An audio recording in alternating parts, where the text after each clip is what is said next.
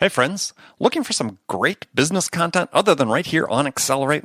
Then check out C-Suite TV and watch in-depth interviews with business content for C-Suite leaders and entrepreneurs, including an interview with me, your favorite podcast host.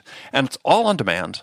Watch and get insider secrets on demand by going to csuitetv.com. That's c-suitetv.com. Business insights on demand. Okay, let's do the show.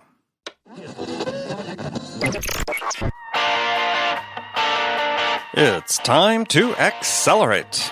This is Andy. Welcome to episode 455 of Accelerate, where I hold in-depth conversations with today's leading experts in sales, marketing, and leadership 6 days a week. Please take a minute right now, go to iTunes if you would, and subscribe to this podcast. Leave us a review. Also, I'd love to hear from you personally. If you have suggestions about topics or guests that you'd like me to feature on the show, then please drop me a note. Send it to me at accelerate.fm@gmail.com. Now, did you know that studies have found that the cost of a bad sales hire is 4 to 7 times the annual salary of the position? So if you're a sales leader, you can't afford this type of cost. In fact, nobody can. So I've created a guide to help you develop a process to hire the right sales candidates for your company. It's called How to Hire a Winning Sales Team, the Sales Leader's 5-Step Guide to Better Sales Hiring. And it's free. Just go to accelerate.fm/winning to download your free copy. Again, that's accelerate.fm/winning to get your free copy today. Joining me on Accelerate is Philip Schweizer, CEO of SalesWings. It's a sales engagement company. It's based in Switzerland. Philip Schweizer, welcome to Accelerate. Hey, Andy. Very happy to be here. Looking forward.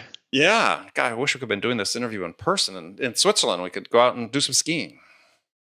That's right. Well, actually, today we got some of the first snow of the year. So seriously, if you would have come today, it's very weird. There's some sort of a cyclone over Europe. Very little snow so far, but it's been snowing heavily today, and hopefully next week because I'm going to go skiing in 2 weeks. Yeah, I was going to say that the whole Swiss ski industry must be in mourning if they get to, first of the year. We're recording this right the first week of January, and there's no snow in the mountains. That's right.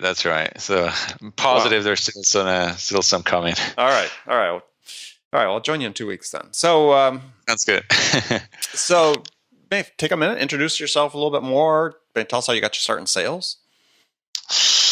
Yeah. So you've already said. So I'm based in Switzerland here. I spent a year in the United States when I was 17. That's how I got my small American accent here. So how did I get started with selling? I thought of that question, and I think I was about 7 years old when I did my first sale.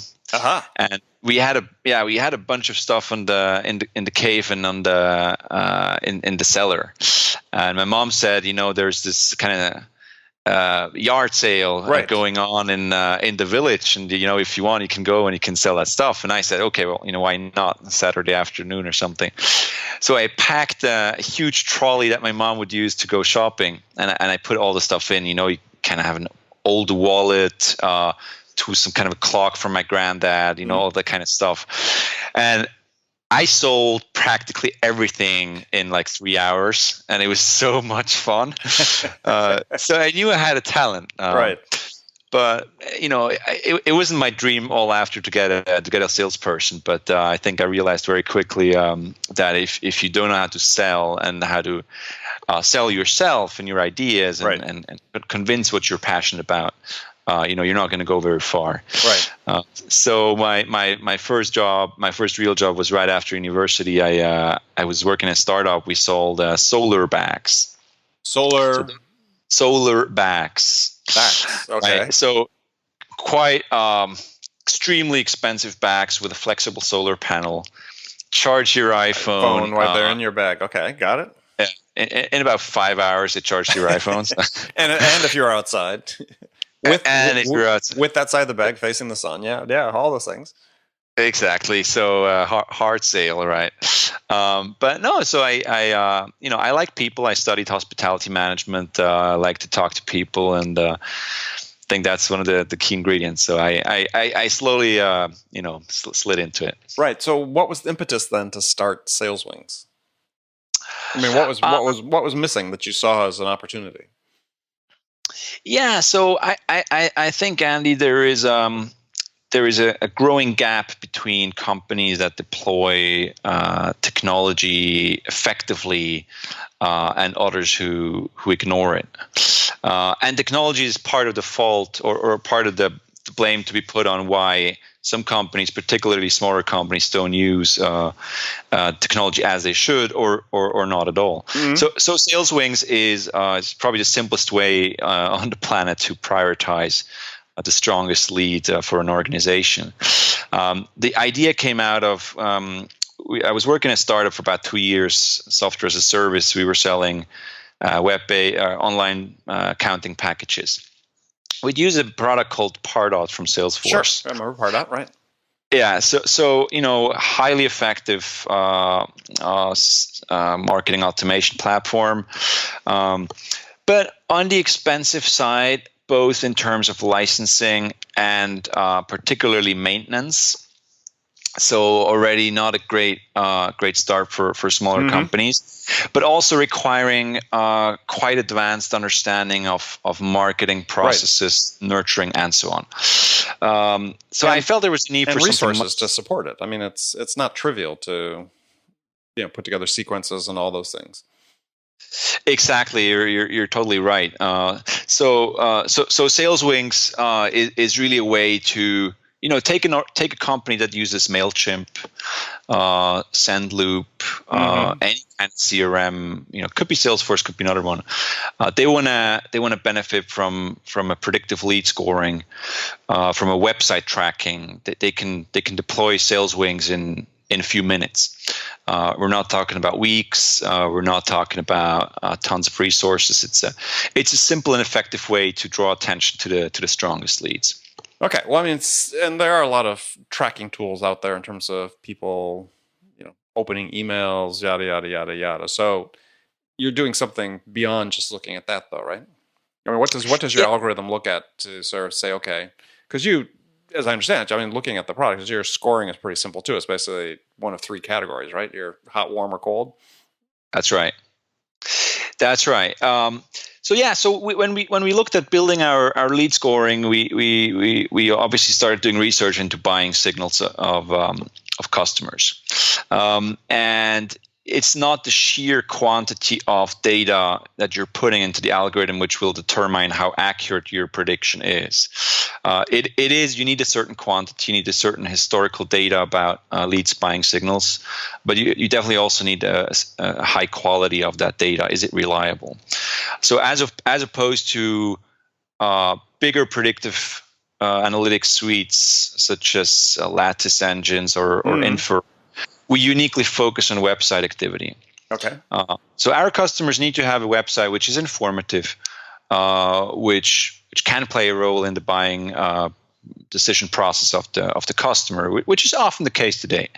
And why uniquely website activity? So it seems to be, from what we found in our research, being a frequent point of information for customers. There's a strong difference between how people search websites over time, especially as they approach a purchase decision. And if you look at your commercial department, marketing and sales, a lot of efforts coming from marketing will end up on the website. Sure. You're putting Google ads, you're active on LinkedIn, you're doing newsletters, all kinds of stuff. Leads ending up on the website are already to be prioritized in some sorts. And out of those leads, we're effectively pretty good at filtering out the top 5% leads. So we focus on website activity. So we monitor leads website activity around the clock. So, but you're monitoring not just, I presume, not just sort of loitering time on a page, but you're also measuring, did they fill out a form? Did they download? Or is it just, visiting the site and looking at the pages themselves? No, we look at forms. We look at interaction with pages. We look at trends. How's frequency? How much time will they spend over time? And then we compare that to the rest of the lead base. And there's different applications. So of course, typically B2B, where you have a lot of sales teams. But we see very interesting B2C use cases as well. Take executive education, sure, where you get a lot of inbound leads, a lot of inbound inquiries, right? And you'd be quite surprised how modern organizations who have sales teams, have a lot of revenues, using Salesforce, using complex marketing automation suites, where the salespeople still get just lists of contacts. They get lists of contacts, and they say, okay, so make your calls, sure. And they will never be able to reach out to all the people. I mean, right. you've come across those. So SalesWings, instead of saying, Mr. Outbound Rep, here's 50 leads from today and yesterday, we're going to say here's 50 leads, and those are the 5 hottest ones you should start with. Okay. So I'm sorry. Go ahead. I didn't want to interrupt. That's it. Yeah. Okay. So just take a step back, just so people understand, they're listening and watching this, that as you said, it's really the simplest way to do that is SalesWings is to have the sort of predictive lead scoring, because you don't then need to invest in a Marketo or a HubSpot or any of the other applications you talked about, Latticeware and so on. So it's looking at what you're doing, not looking at your email at all. So we use email as a way to identify leads initially. Got it. Okay. So we integrate if we have a company interested in using, benefiting from lead scoring, right. We look at what they have in place. So SalesWings will simply integrate with Gmail and Outlook. It integrates with any sort of email marketing solution. You named them, MailChimp, Sendloop, etc. Sure. We integrate with any kind of third-party form, landing page tools, to identify the initial interest. So to understand, say, okay, so this is Andy Paul visiting my site, and as of that moment, our software will in real time qualify, how interested you are right now. Okay, so just to make sure I understand. So you first are going to identify through email who the leads are. Right. Okay. So that's the means to the end. Yeah. That's the means to the end. So, okay. So somebody that first comes to you through just directly to your website, you don't know who they are. We don't know who they are. So there are companies that do that, right? So that's really a kind of IP tracking, right? It's for like lead generation, right? But we will look at what you're doing if you're visiting. We're going to store that, right? And if we identify you through a newsletter, for example, in a week, we know you've been on the website before that. Got it. Okay. So we'll be able to say, as opposed to someone who's just checking in, you've been showing strong interest recently, so you should be called first. Right, because you came and visited us 4 or 5 times before we even knew who you were. Now that we know who you are, you're hot. We need to follow you. That's right. That's right. All right. Now you also talk about doing something with LinkedIn, which I thought was sort of interesting. That's right. Explain that, because that I know your disclaimers on your site and so on about what you're doing or not doing, but it seemed very interesting. I want you to explain to people what it is and how you do it. Sure. Yeah, so LinkedIn, so SalesWings, essentially we've brought out the world's very first LinkedIn lead message tracking. So as you know, there's tons of these tools who do that for Gmail, who will tell you, who's clicked in links in your last email message you sent out. Exactly. None of that exists for LinkedIn, Gmail, Xing, Twitter, and so on. So we felt, social selling being a major trend, LinkedIn being, the most important prospecting platform probably for sales reps. While it's not a prospecting platform, it's used in that way. Sure. We felt it would add tons of value to both LinkedIn and salespeople to have a feedback on who's really interested in my email. Right. who's really interested in my message. Now, so I have to say that we're currently talking to LinkedIn to understand if they're interested that we continue doing this, as LinkedIn is quite restrictive in who's doing what with the platform. They've had a quite an open API, and there has been a lot of abuse with that. Sure. So I understand there is right now they're protecting what they have. They're protecting as well their LinkedIn people using LinkedIn. So this is why also we do not scrape any contact data on and so on. But so LinkedIn today, what we're offering is really that if you send an email or a message to someone, we'll tell you and notify you in real time as soon as someone hits your website after clicking in a link to your message. Okay. So we're not sure how long we will be able to still do this. So we hope LinkedIn, is seeing value in there, adding some stickiness to their platform. But that's currently the situation. All right. So just to make sure people understand, so if you are sending an email, you're sending a regular message within LinkedIn, and you include a link. It's basically a tracking link, right? Right. Right. So then you can then see if someone that has received the email, received the message, has visited your website. That's right. So imagine you're.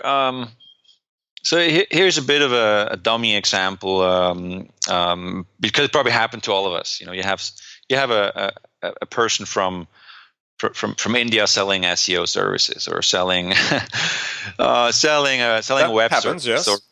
or development companies from Eastern Europe. They provide you with all kind of things. So they prospect very actively. So let's say they send out 10 emails a day. There's a cost to that. Right. And today there's literally no way for them to say, who should I follow up with? Right. But if you get 10, you get 10 people receiving your email, and you got 2 people clicking on your link. Right. Checking out your website, potentially coming back the next day again, spending time on your website. You then know where you get to follow up after. Sure. And this is also why. By the way, we integrate with sales development platforms. Mm-hmm. So if people use SalesLoft, Outreach, Persist IQ, or Reply, which is a great platform as well, they can integrate with SalesWings, and instead of just seeing who's clicking or replying, we'll give them a view on every lead receiving their email that has not responded.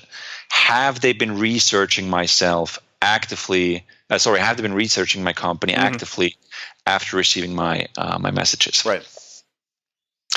And it's all about timing as well. And sure. You write about that in your book, Zero Time Selling. How important responsiveness is to interest and getting the timing right. And that's what SalesWings is doing. It's really giving you the possibility to react to the most interested leads as soon as possible. As soon as possible. Yeah. Like that. I can't see why LinkedIn, I could not to predict what LinkedIn would do because they are very unpredictable, but you can put links in your emails anyway, right? So somebody could always have a tracking link in there. It's not like.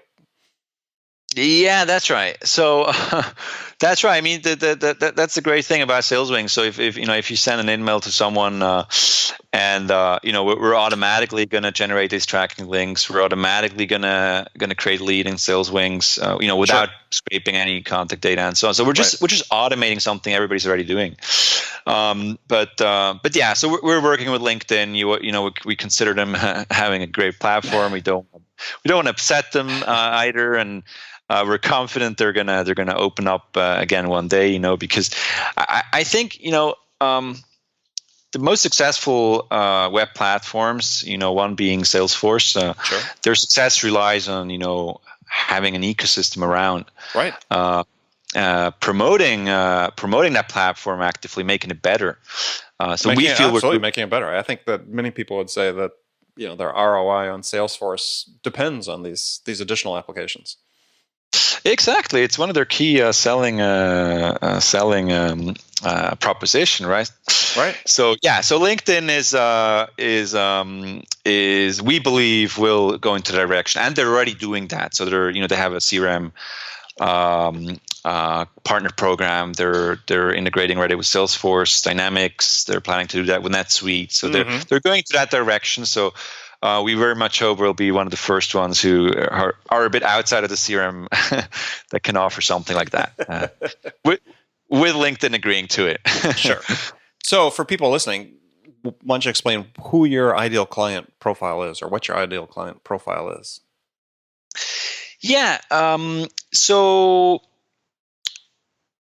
we have our smallest customer are one-person companies. Sure.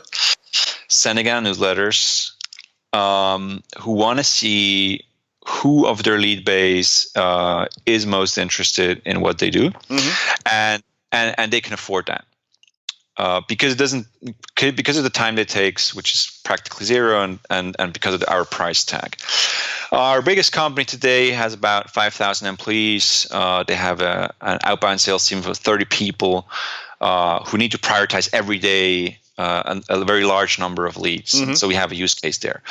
I'd say our sweet spot is probably companies between 30 and 200, 300 people, right? Who look to get a better view on the strongest leads, who have technology in place, want to decrease the time to implementation of a platform, and who do not want or can afford a Marketo or a Pardot for whatever reason.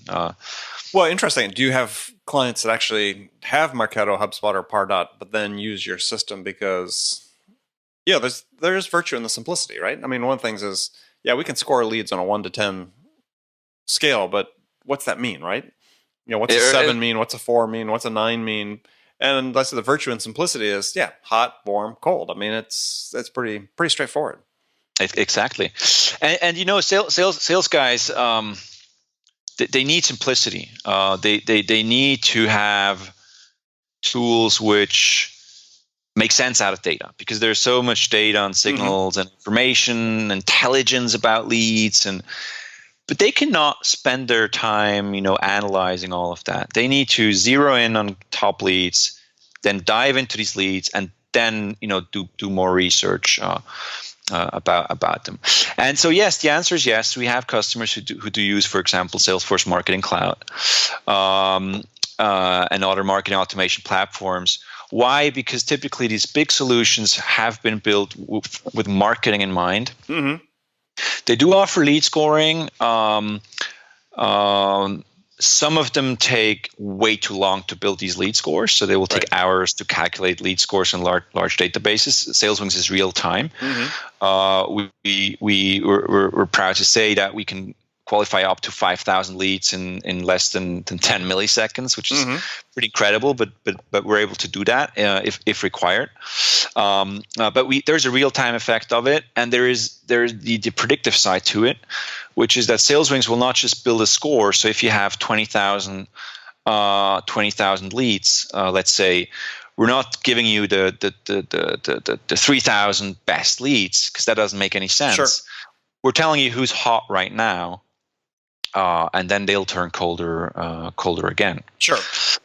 So it's really bridging that, all these marketing actions happening to sales, effectively giving also a great way for marketing teams to point sales guys to the top leads, because marketing, as you know, I mean, they have a big challenge to identify those best leads. So we give them an additional layer of intelligence.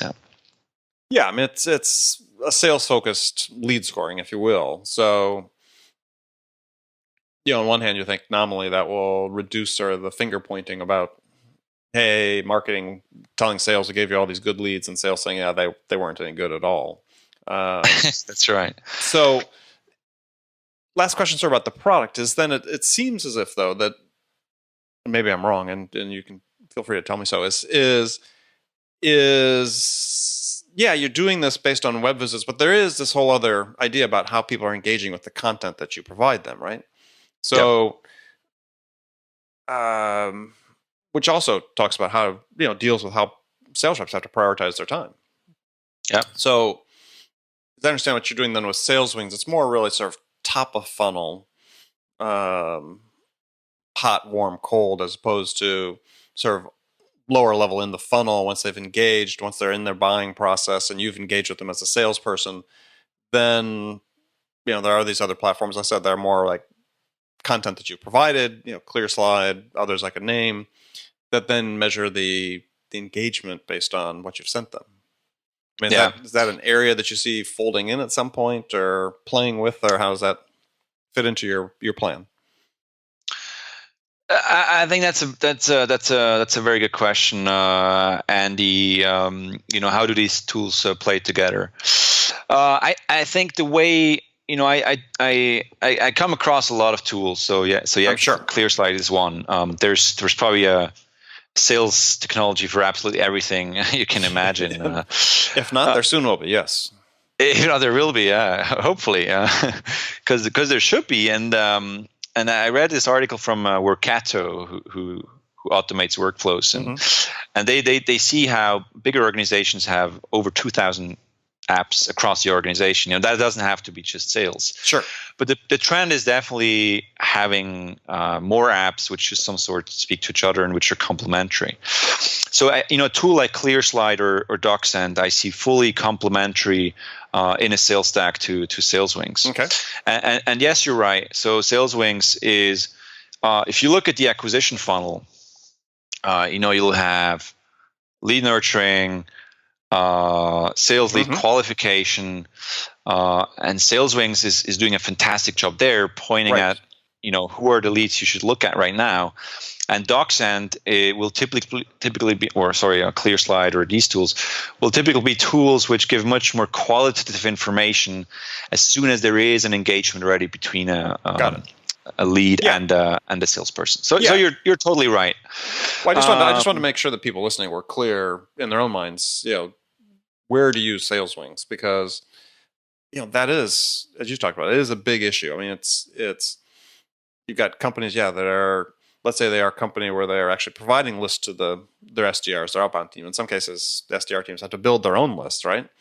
But if you're giving a tool to someone to say, look, you need to make so many outreaches today or so many contacts, but these are the ones you should be focusing on first.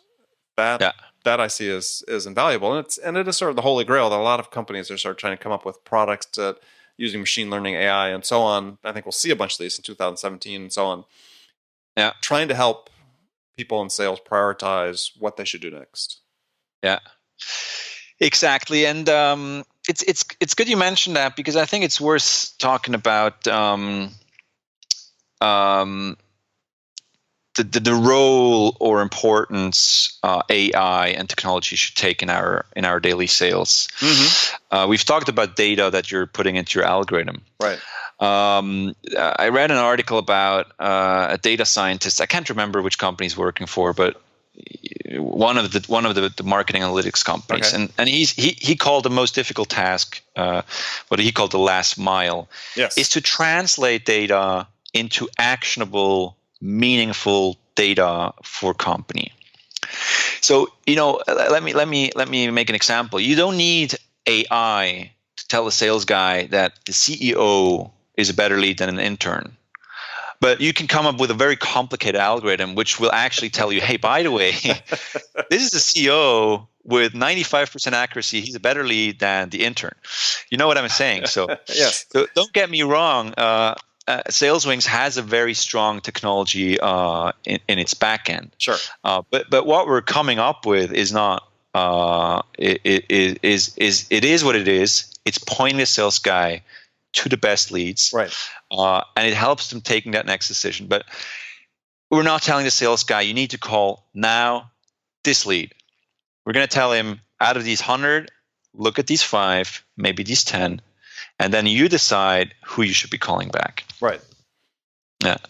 Well, right. But given that they're labeled hot, and understand that could, as you said, that could be temporary. But it is, which I think is perfectly valid, right? I mean, no one's in a continuous straight line from interest to an order, or at least very rarely in my experience. So yeah, strike while the iron is hot. Exactly. I mean, there's an opportunity window, and there's so much distraction, and Exactly. you catch the people in the right moment. Well, and that is part of the thing, right? Is if you're in an environment, as one of the statistics you see out there that SDRs have to reach out up to 18 times to get somebody, right? Yeah. Somebody that's on their list. 18 touches. So whether it's phone calls, email, so on, some social, some combination. And I've seen numbers as low as 6, right? But I mean, somewhere between 6 and 18 is still a lot. So it's a lot. Yeah. Right. So if you're going to give somebody a bit of information to say, okay, in this mess of work I have to do and to keep track of, and I can be automating my cadences, but nonetheless, I still need to be able to say, okay, what do I do first today? Yeah, and exactly. And I think having that information, at least to me, if I was in that role, hugely valuable. We see it is, and we see good results from our customers. We have a very loyal customer base as well. You might want to talk to Mark Hunter about that. So he's a happy customer of ours. Oh, he's a customer here as well. I mean, it's, sending very important emails to a very important number of leads, and we give him that view on great leads, for example, which before he did not have. But anyway, yes. So as you say, I mean, 18 times is definitely doesn't surprise me at all that I have SDRs to reach out to me every second week, and And I say, hey, you should use SalesWings because you would not be calling me. You would be calling that other guy who probably checked out your website, 5 minutes ago, and you're going to call him back in 2 weeks when he's on vacation. Right. But yeah. So, but what's your favorite sales technology you're using? Is there one, or what's some of the? Gosh, turning the you tables. come across tons of those. You must know at least as many as I do. Yeah, I mean, I try lots of different things, but I mean, I have a relatively small team, so I don't have a lot of complexity in what I do. But gosh, my favorite sales tool right now. I mean, I can answer that for you. I use Pipedrive is one thing I use pretty consistently on a daily basis. Okay. So, okay. Because I have lots of different pipelines. I'm both customer pipelines as well as pipelines for production of the show. So, yeah, it's a great tool for me in that regard. So then you should use our all brand new Pipedrive integration. I was reading about that. Yeah, I will. We'll talk about that after the show. But I think you use Meet Me as well, right? Was it called Meet Me? To book the meetings? Oh, yeah. No, it's Schedule Once, yes. Okay, yeah, that's one of my favorite ones too. So. Yeah. So we use that for booking meetings and for booking people to come on the show. So it's worked out very well for us. All right. So now our last segment of the show, I've got some standard questions I ask all my guests. And the first one is a question I've posed to, well over 400 people. And it is, in this scenario, you are been hired as the head of sales, VP of sales for a company whose sales have stalled out. They need to have a sales turnaround. It started in a hurry. So what 2 things could you do your first week on the job that would have the biggest impact? Sales turnaround, you mean they need quickly sales results? Yes. I would probably have lunch with every sales guy. Mm-hmm. And particularly with the best ones, and ask them, why do you sell more than others? And have him teach that to the rest of the team. Why? Because if I come in new, I'll definitely be able to provide tips. There is technology which can be implemented very fast and so on, but people inside the company probably hold the key to selling more. So I think if I would speak to the most performing 2-3 salespeople, and then have those guys teach the others, that'd be a quick win. Okay. All right. Well, that's good. All right. So now I've got some rapid fire questions. You can give me 1-word answers, or you can elaborate if you wish. So when you personally, Philip, are out selling, what's your most powerful sales attribute? I think I care a whole lot about my customers. Okay. And they can feel that. All right. Who's your sales role model? Who's my sales idol? Sure. That'll work.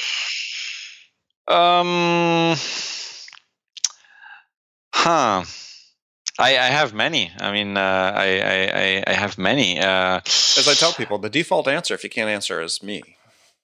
Okay.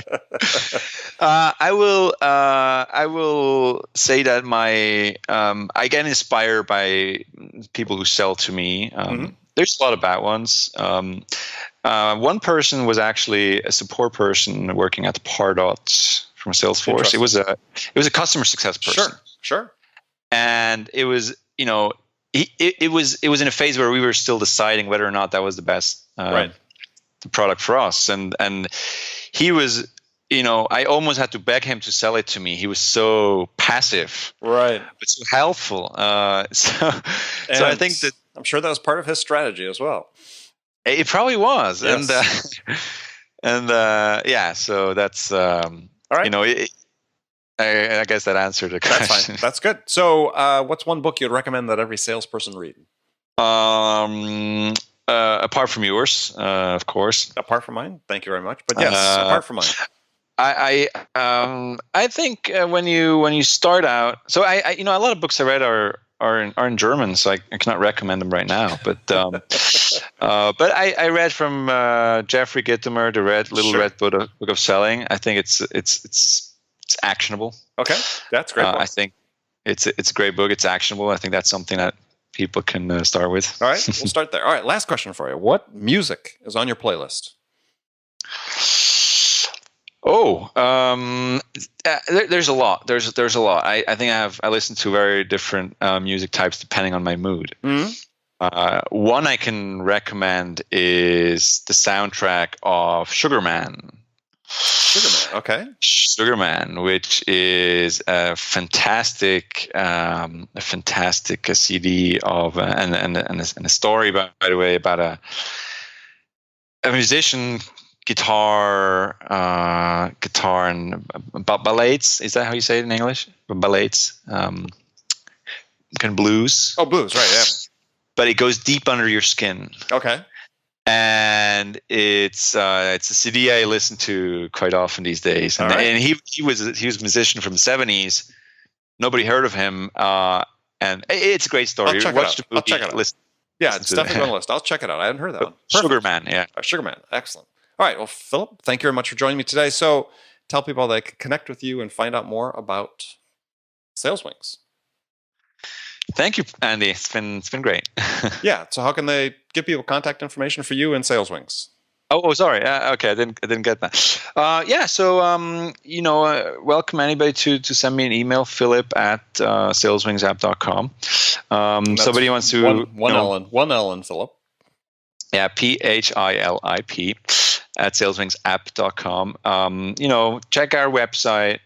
Very happy to give personal demo to anyone. We have 30-day free trials. That's the best way to find out. All right. Well, thank you again. And friends, thank you for spending this time with us. Remember to make it part of your day every day to deliberately learn something new to help you accelerate your success. And one easy way to do that, make sure you join all my conversations with leading business experts like my guest today, Philip Schweizer, who gave us expertise about how to accelerate the growth of your business. So thanks for joining me. And until next time, this is Andy Paul.